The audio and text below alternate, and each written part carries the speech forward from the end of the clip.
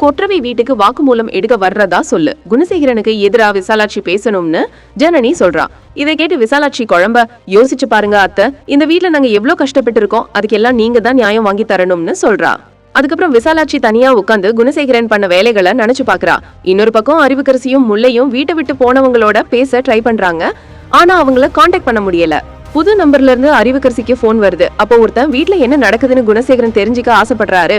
நான் அவரோட ஃப்ரெண்டு தான்னு சொல்றான். அதுக்கப்புறமா சக்தி வந்ததுல இருந்து விசாலாட்சி மனசை மாத்தினது வர எல்லாத்தையும் சொல்றா அறிவுக்கரசி. அப்போ கரெக்டா கொற்றவையும் வீட்டுக்கு வர்றா. வாக்குமூலம் வாங்குறதுக்காக போலீஸ் வந்திருக்காங்க.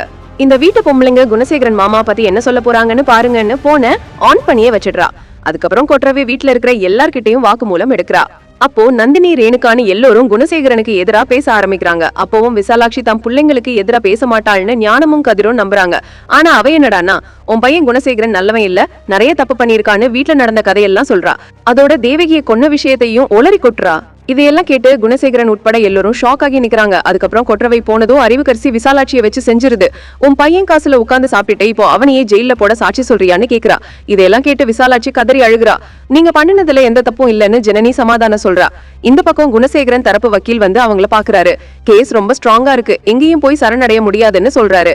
இதுக்கு என்னதான் வழின்னு கேட்க, உங்க வீட்டு பொம்பளைங்க எல்லாரும் வாய மூடணும், உங்களுக்கு எதிரா யாரும் சாட்சி சொல்லக்கூடாது, இல்லன்னா எல்லார் கதையும் முடிஞ்சிரும்னு சொல்றாரு.